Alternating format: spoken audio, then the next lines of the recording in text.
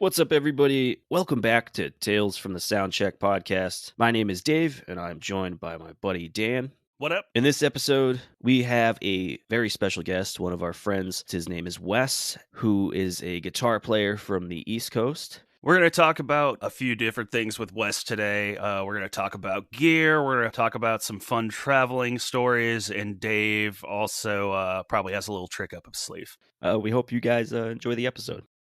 How we doing, Dan? Just got off work like a half hour ago, so much better now. How about you, Wes? I'm good, man. I've been working on editing this music video I shot for my buddy's band. You showed me it earlier. It was swell. I enjoyed it. I like the band. Yeah. Can you? Well, we're talking about it right now. So, what was the band that you made for shooting a video for? They're called the Stifled. Punk rock. I like to think of them like they're along the lines of like skate punk. Very upbeat. They got some heavier tunes. They got some more, straight punk tunes. But I've been a big fan of them since day one. I was in a band previously with their singer and one of their guitarists before, called Longest Start. So that's how I know them. I've worked with them previously, recording live shows for them. They're fairly well known around Baltimore. So they're like, "Hey, we want to do a music video for us," and I'm like, "Fuck yeah, let's go!" Hell yeah, that's awesome. Yeah, it's really good. Dan, I'll have to send it to you so you can take a peek at it. But please do. Mentioning being in a band, my question for both of you, don't care who goes first, my question for both of you, what is the weirdest thing you've ever seen on the road? Oh God. I'll go ahead and go first because I've seen some shit. Pick one, yeah, because there's probably more than one. Yeah, there's like a really like disturbing one or a really funny one. Let's go with funny today. Let's go with funny. Okay. I mean, the other one is disturbing and funny, but I'll go with the other one. I'll save the other one for an ARC podcast. But yeah, so when ARC was on the road, and I'm sure Dave can attest to this, we were playing a gig in Fresno, California. So the night we were playing there, our guitar player Jake and I were just outside on the stoop, just smoking a cigarette, just chilling. But it looked like a lot of the local churches were doing like a soup kitchen, giving out food and stuff like that. So there was a lot of homeless around. But there was this one dude in particular. He comes up to Jake and I, and he's got a bag of Four Loko, like just loose Four Loko in a plastic bag, and then he has this balled up like napkin or something like that in the other hand. And he just is like, "Hey, how y'all doing?" We're just like, "We're doing all right, man. How about you?" And he's just like, "Hey, man." He goes to Jake and drops this like tissue or whatever in his hand. He's like, "Hey, man, have this." And like Jake feels it, and it's like he doesn't know what it is. It's like hard and just like very strange, and he's just like, "Nah, man, you can have this." He's like, "Nah, man, it's a gift from God." And we're just like, "Nah, dude, you can have this." And he just kind of like was like, "Fuck you guys," and just kind of sauntered off, and we were just like, "What the fuck?" And Jake went in the bathroom and just like washed his hands for like fucking 10 minutes. Oh, and also I have one more to add to that. We stopped before we were again on the West Coast. We were heading out to Vegas, so we were going to stop at like the Hoover Dam and stuff on the way to Vegas. And we stop at this gas station, and it's us and a couple other guys from other bands because we all switch vans to do like our own little adventures or whatever. And we're hanging out at this gas station, just grabbing water. We're sitting on a bench, and then all of a sudden, there's like this dude and this other dude out in this like dirt field behind the gas station. And this guy's talking to us, and he's like, "Oh, watch this. This guy's about to get fucked up." We're like, "What?" And like, no shit, there was two people out in the dirt field, and then all of a sudden, you see like six people just walk out from nowhere over this hill, and we're just like, "What?" And they just like knock this dude out and they walk away. That's it. That's the story. Oh my All right goodness. then. I've seen, dude, and that's yeah. I have all sorts of weird homeless stories. That sounds like a reoccurring story for some people. I feel like I've experienced that just walking home from work sometimes. But that's a good one. Wes, what do you Yeah. got, man?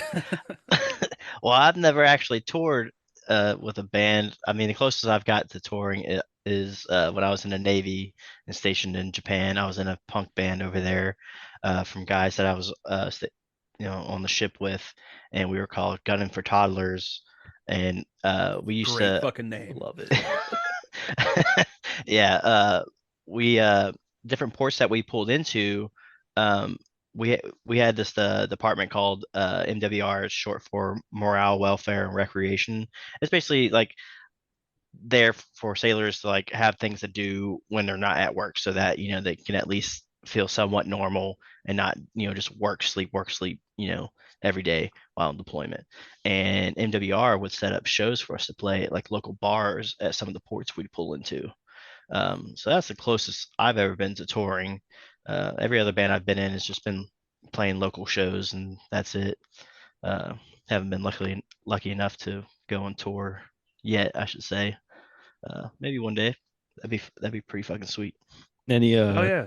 any weird stuff other than I know you told me I definitely want to get your take on it before before the end of this today. I know you told me that you have a picture of yourself where you're jamming on an Epiphone or a Gibson, which is while you're straddling a fighter jet engine or something. Yeah.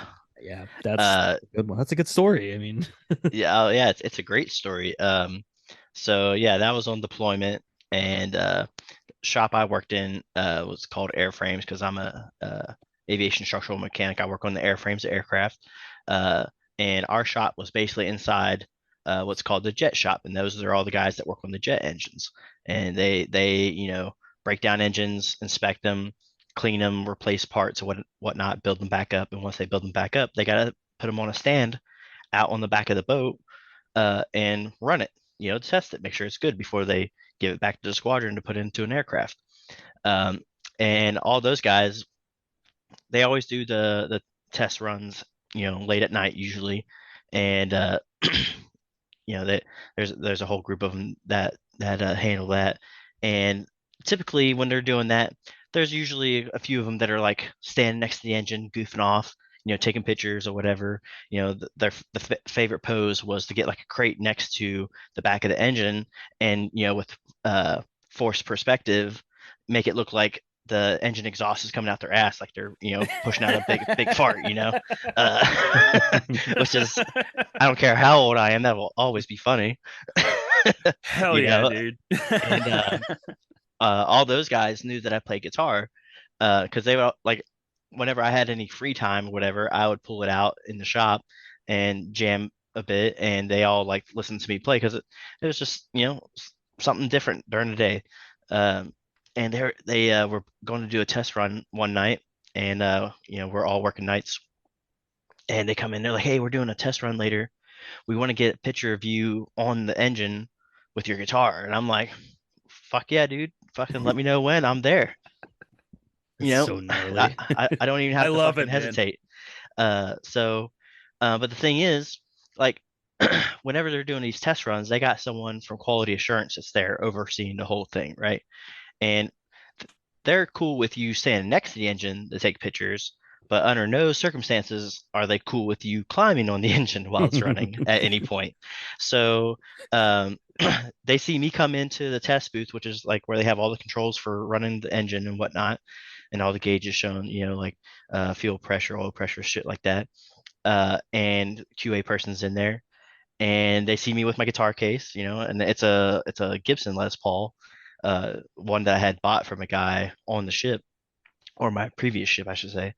Um, and they're like, "Oh, you want to take a picture next to the engine with your guitar?" And I'm like, "Yeah, that's exactly what I'm here to do." And one of the other guys was like, "Hey, can I get you to look at this? And they pulled them out of the test booth. And then as soon as they got them out of the test booth, they brought the engine down to idle. We run out there real quick. I climb up on top of the engine. They hand me my guitar. I put it on, and then they're like, "You ready?" And I'm, they're asking, thumbs up, and I'm like, "Thumbs up, let's fucking go." And I'm looking at my buddy who's sitting in the test booth at the controls, and he's just got like this maniacal like grin on his face as he's just like, I can see him pushing the throttle all the way up.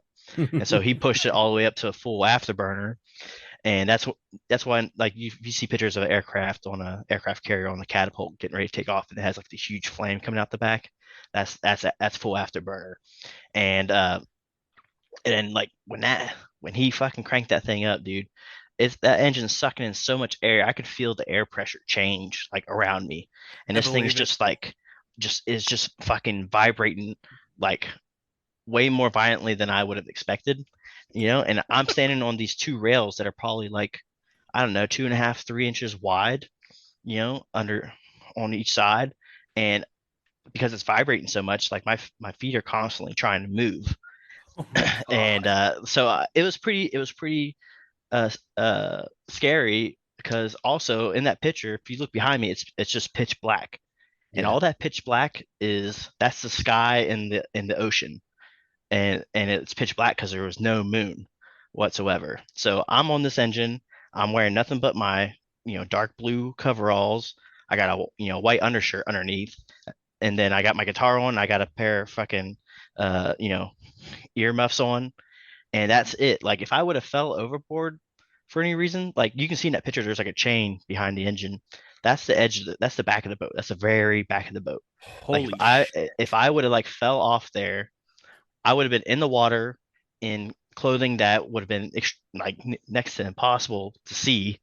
Even if you're flashing a light directly at me, I would have been gone. I would have been lost forever. I would have fucking been dead, like almost guaranteed. Uh, but I wasn't thinking about that in the moment. I was just like, fuck yeah, I want to get a picture of me fucking on this jet engine. And little did I know at the time, though, but the mod, like the part of the engine that I was straddling, was the combustion module, which is where things go boom, and it's also like the hottest part of the engine, besides the Yeah, I literal was gonna exhaust. say that had to have been like, oh, It was so hot that when I climbed off the engine, our coveralls, any clothing that we wear, like that's a uniform item that we wear on deployment, is fire retardant. Just in case shit happens, shit hits the fan. And my coveralls being fire retardant, when I climbed off them, my inner like legs and groin of my coveralls was smoldering. That's how hot it got. God damn. That's metal. Yeah, it was. Yeah, it was metal. It was metal as fuck. And like to this day, it's like one of my favorite memories from the Navy, but also one of the scariest. But it ended well, so it makes for a good story. I don't know if any person that's ever going to come on this show is ever going to top that they straddled a jet engine while they were playing their guitar, even for a photo op. And I got to ask, is it cool if I use that photo for a thumbnail for this episode? Absolutely, dude. Okay, Fuck cool. yeah. Because it is Yes. it is such a badass photo, and you look super stoked, but there is like that small bit in your eyes from the photo where it's like, holy shit. Like, Yeah, it's just like, this is rad, but fuck. So that's yeah, literally. It's exactly what I was feeling. that totally beats my story. I have a bunch of stories. One I want to save for later because I want one of the people that were there for that story to tell that story because it was funny. But I have one where I was in a band called, at the time it was Forsaken the Sky, and we were playing a show in Allentown, Pennsylvania at the Croc Rock. And oh my God, that yeah, venue. yeah, Allentown's a hootenanny, man. Allentown's a weird spot. Yes, it is. I got stories just from Allentown, but on our way to Allentown, we stopped in Philadelphia at like 3:30, 4 o'clock in the morning because we were coming from a show in it was either Queens or Brooklyn, and we were going through. We got stuck on the bridges going into Jersey, got into Philly, and I was like half asleep, and the dudes are like, "We're getting cheesesteaks," and I was like, "What the fuck?" Like this is like, can we just get to the venue?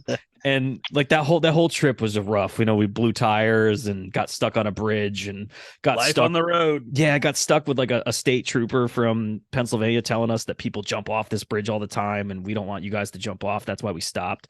It was just like a whole thing. But the story is one of my old guitar players, my buddy John. He used to have real big plugs, like 2.5, 3 inch holes in his ears.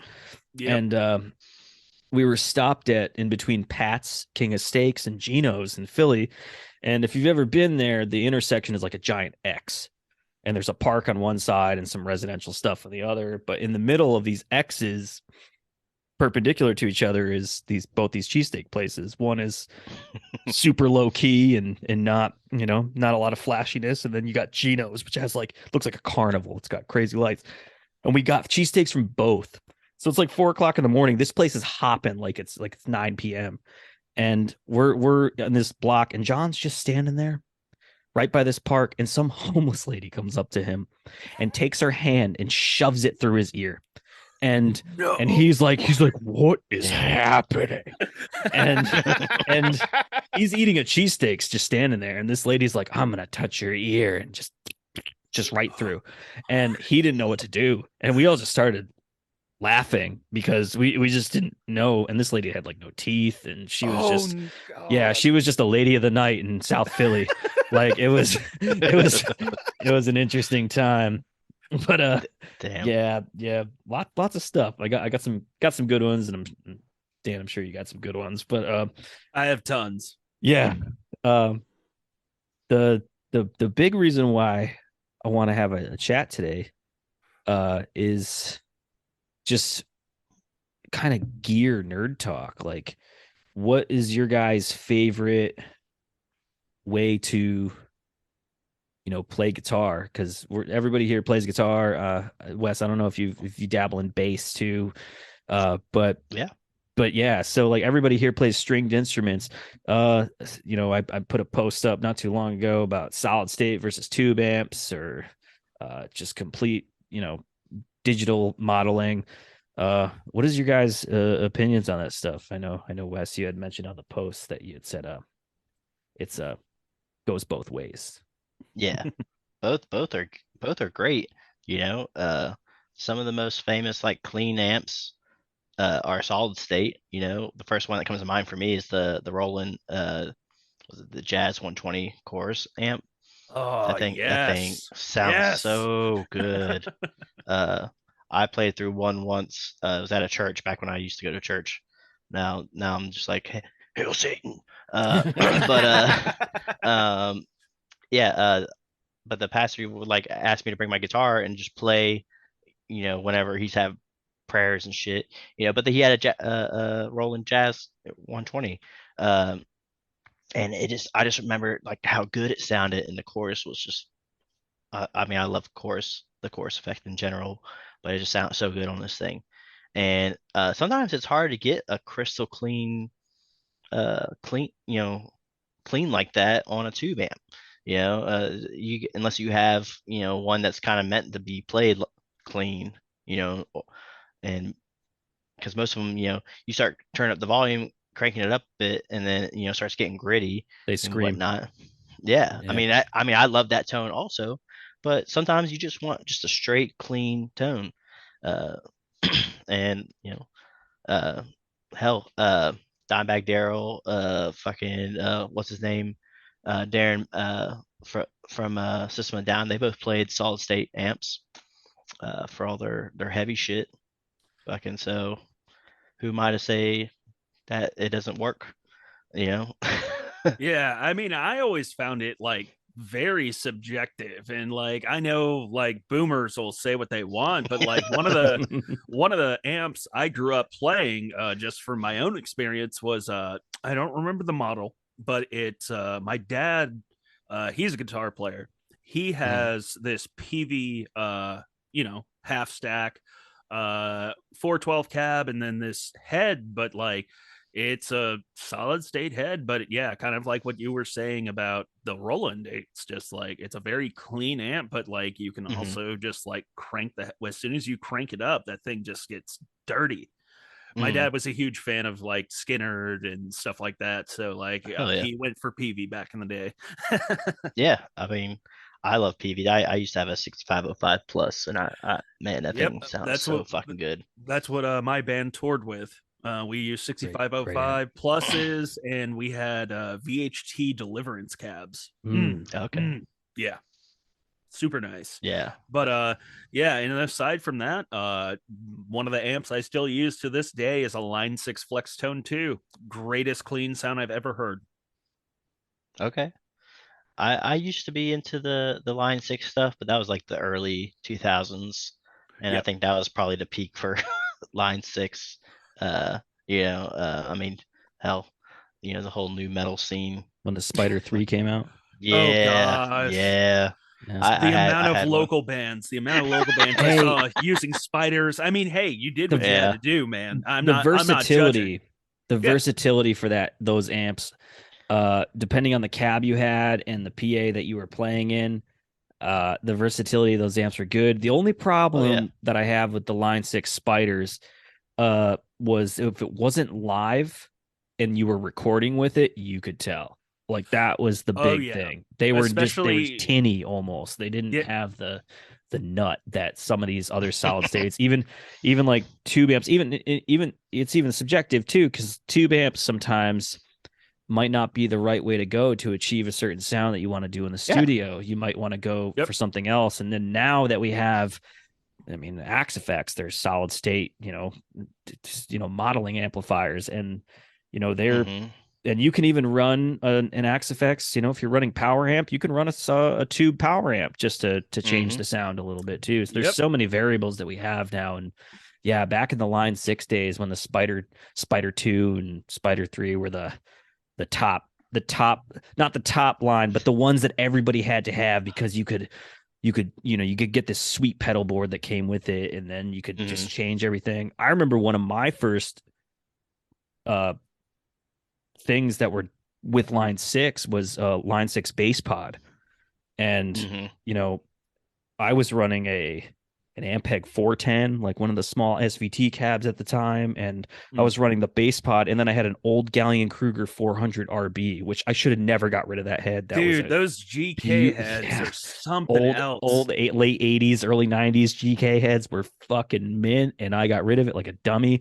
And but that with the bass pod, if I had the bass pod still, I'd probably still fucking use it because they had like SVT settings, they had Mesa Boogie settings, they had all the settings. It was such a like an, I guess like a not an infancy, but it was like the toddler version of where you're going with where things are now. Mm-hmm. For sure. Yeah. Like, I mean, most of the stuff I use anymore, I'm straight digital at this point for the most part. Like, if I'm going out and gigging somewhere or something like that, I'll bring that monstrous Line 6 with me. It's a 212 and it weighs like 80 pounds. But like, I mean, if I had the option, especially if I was gigging these days, I would go completely digital. Just because, like, even if you go into a crap PA system, just that direct in, it's just going to emulate your cabinet. It's going to have all your settings how you need it. Just hope to God the sound guy isn't a piece of shit. Yeah. Yeah. Uh, That's that's I'm in one the thing. same boat. That's one thing too. We've had sound guys that just completely butcher your stuff on stage, the stuff that you do in practice and stuff that you do in rehearsal compared to like a VFW hall compared to a club.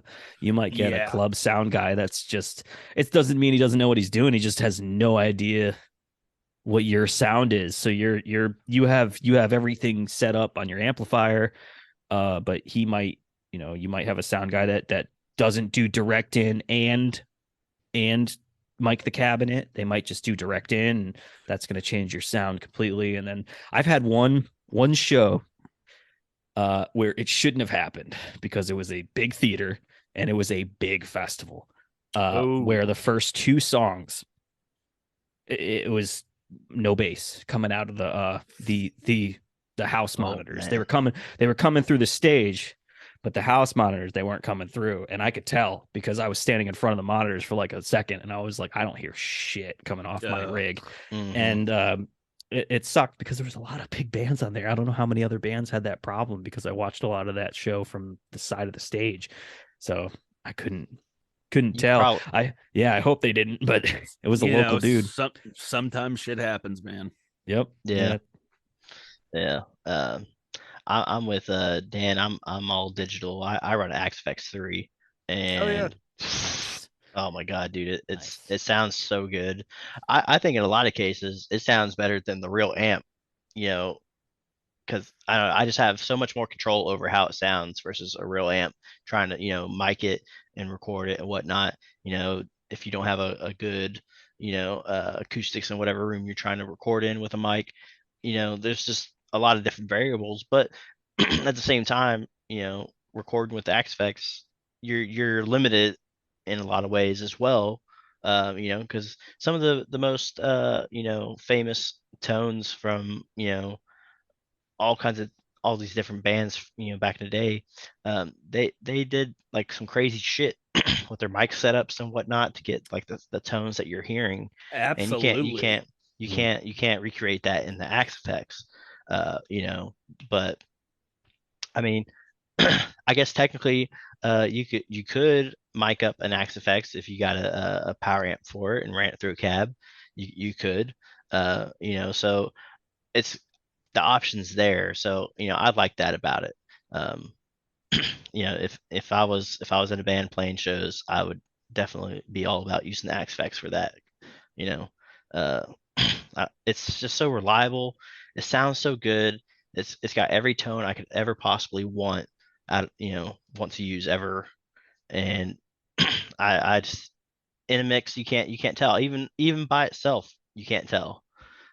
Everyone that I've had try it out, they're just like completely blown away. Like, holy fucking shit! Like, why did I spend so much money for this one amp that has this one tone when this thing costs about the same price and it has like every tone you could possibly want in it. Do you do you feel like amps now, like standalone amps, like having a Marshall like JCM or something like that, like a lead or something like that, or even Mhm. even like a JSX or a PV, 5150 or a 6505? Do you think that's like almost niche at the point now because of the way the technology has progressed to go like I want an Axe effects just for my bass, you know? So, Um, I wouldn't say it's niche, because some people they just want that one tone and that's it, and that's true. fine. You Fair. know, uh, that's the great thing about music is you can just do whatever the fuck you want. No Yep. one can tell you differently. Everyone has their own interpretation or their way of doing things, and that's perfectly fine. So people will talk shit to me about my Axe Effects and be like, oh, I can tell this digital. And I'm You like, can't I tell. know for a fucking You fact that can't you tell. can't, motherfucker. Like, get the fuck out of here. Like, Man, man, like there's a YouTuber that comes to mind, this really awesome dude named Glenn Fricker. And he does okay, these yeah, he does these I know, yeah. yeah, he does these amazing shootouts of amps and he trolls his audience all the time. It's just like, hey, I bet Oh you yeah. couldn't tell, and like, oh man, the comment section's so good. But like, seriously, it's like if it sounds good, it's good. Like, Mhm. end of Yeah. story. Yeah, exactly. That's my thing is if it sounds good and it works, then who are you to tell me differently? I know Glenn Fricker, he talks a lot of shit about the Axe Effects, a lot of his videos. But again, And he equally, yeah. I mean, he'll talk about like plugins, like some of the neural stuff and some of the like the free VSTs and shit that are out there. He'll be like, "Oh, this is fucking great. This blows away." But he'll make a comment like, "Oh, this blows the Axe Effects away. Why would you pay for this when you can have this?" And I'm like, "Well, the Axe Effects comes with like I don't know, it's like 300 something different amps, and it's got like I don't know, it's like 1,000 plus cab IRs Yeah. that come with it, like, and then you have all the effects and shit that come with it, and it's a shit ton, and they're constantly updating it and making it sound better. Like just when you think it can't get any better, they push out an update, which they push out updates like I don't know, there's probably an update or two every month that they're pushing out, and they're adding new shit to it, adding new IRs and whatnot. new amps, and like I'm like I paid for it once, and I'm getting all these free updates, for the life of this model. Uh, I I have no room to complain. The thing's great. Oh yeah. Yeah, and drums too. Like even 10 years ago, drum sampling, a lot of Hmm. people would be like, "Oh, I could tell." And I'm like, "You can't. You No. can't tell Man, because like No. that's bullshit. there's a All the lot of sampling. there's a lot of like sometimes you have to do it. You don't have a drummer. Like sometimes you gotta if you want to put out some music and you gotta get it out, you do it. But a lot of times, a lot of people don't realize that like when you're in the studio too, especially if you're doing something that's like a lot higher production, they Hmm. replace your hits anyways with sometimes already Or they'll sampled out hits. or they'll Yep. So mix it with a sample. yeah, They'll have yeah, it'll both. blend. It'll blend. Yeah. Hmm. That's both of the ARC records were like that. Yep. We And recorded a live set and then you did sound replacement. we would do that with bass where we would have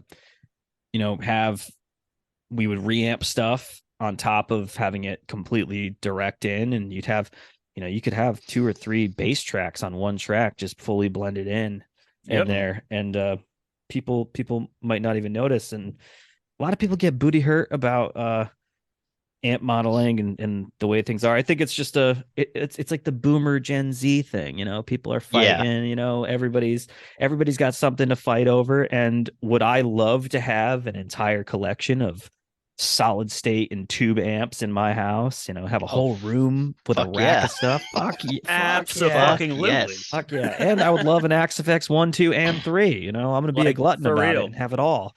You, You you know, know, when I bought my Axe Effects, I had to negotiate with my wife about it, spending that much money for it, right? But the way I pitched it to her was like, look, you know, I could buy, this head and this amp, this cab or whatever, and each of these are going to cost me anywhere from $500 to $2,000 yep. each, depending on what you're getting. And I could spend just I think it was like it was on sale at the time, so it was like either like 2,000 or 2,100 or something like that. Uh, I could spend 2,000 now, get this, and it has all the tones I'll ever want in it, And she was immediately was like, "Yep, go for it, buy it." Hell And I yeah. was like, "Fuck yeah." That's like me. Like if like my dream, if I had fuck you money laying around, I would Hmm. absolutely Fuck you, like, buddy. and it's the same, the same neural DSP plugin I use. I have the SLO 100. Love it. Oh yeah, yeah, yeah, That's yeah. my favorite fucking amp of all time. If I could buy one, I would get either the purple Tolex or the snakeskin. Hmm. Oh yeah. Purple snakeskin Tolex, dude. Oh, that'd be rad. That'd be rad. I don't think they uh, do that. I Really have get some going. presets I've made on the Axe Effects with the slow, and God, it's so good. You can get some fucking chunky, heavy ass It's tones, so and then some. versatile though that even the clean Yeah, tones are just like yeah. so You can rich. get that edge of breakup tone through it, and it just sounds so good. Hmm. Is the problem people arguing about, is it the cost or the sound? Because The sound. realistically, the cost, I mean, what Dingwall bass costs like 5 G's. So like, Hmm. you could buy a single guitar for $10,000.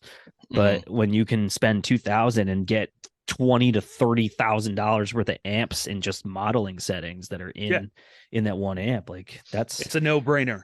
yeah, Yeah, it's a yeah. no-brainer. And for everybody that's on the fence, we're not sponsored by Axe Effects, but go out and buy one because that's probably the And it's not just the Axe effects. You can get the Axe effects, or if you want to spend a little less or around the same amount of money, the Helix is super Mhm. awesome Yeah, too. Or yeah. Yep. like, if you want a profiling amp, get a Kemper. Like, there's so many Hmm. different avenues for it, depending on what your level of nerd is.